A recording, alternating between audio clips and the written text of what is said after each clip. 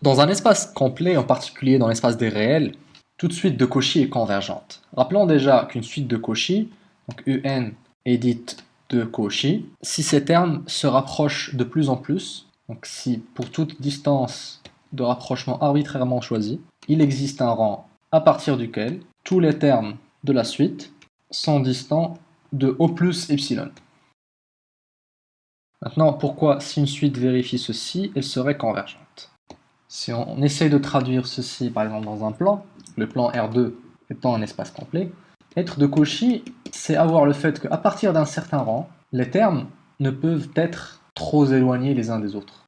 Donc par exemple, à partir du rang x1000, les termes ne peuvent être distants que d'au plus une distance 0,5. Par exemple, si j'applique cette définition à epsilon vaillant 0,5, le fait d'être de Cauchy me garantira qu'à partir d'un certain rang, disons 1000 ou 1500 ou n'importe, les termes ne pourront pas trop s'éloigner les uns des autres et resteront très proches. Le fait qu'ils soient très proches, comme on l'a vu avant, garantit que non seulement il vérifie cette propriété de Cauchy, mais que en plus la suite est bornée. Si elle est bornée et que l'espace est complet, c'est qu'il existe une application de n dans n, croissante, telle que U phi de n converge. Il existe une sous-suite convergente grâce au théorème de Bolzano-Weierstrass. Donc le fait qu'une suite de Cauchy soit bornée garantit l'existence d'une sous-suite convergente. Maintenant, est-ce que la suite U de n est convergente?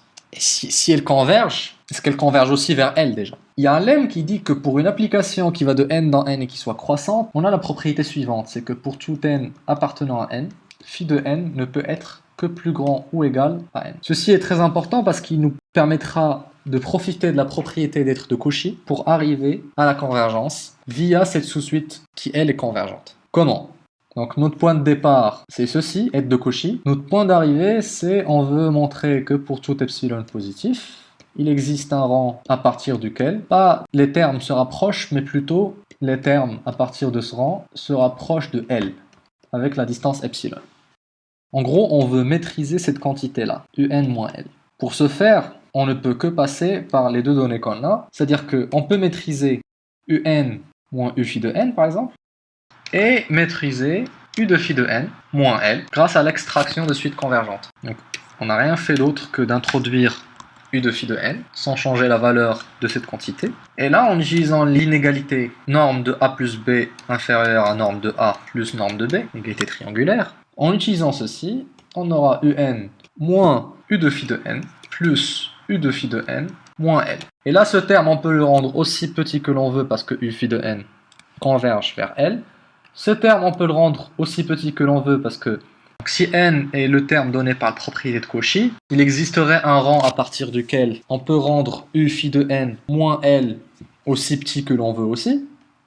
Et donc en fait, si on prend n', le rang à partir duquel on est au-delà du rang donné par la propriété de Cauchy et du rang donné par la convergence de U phi de n, si on est au-delà de ces deux rangs, on a la garantie que cette quantité est plus petite que, disons, epsilon sur 2. On peut la réécrire, on peut réécrire ceci pour epsilon sur 2. Et on peut écrire la convergence de phi de n avec la contrainte epsilon sur 2. Donc on peut rendre ces deux quantités plus petites que epsilon sur 2 et donc prouver qu'à partir de ce rang-là, U de n moins L est plus petite que epsilon.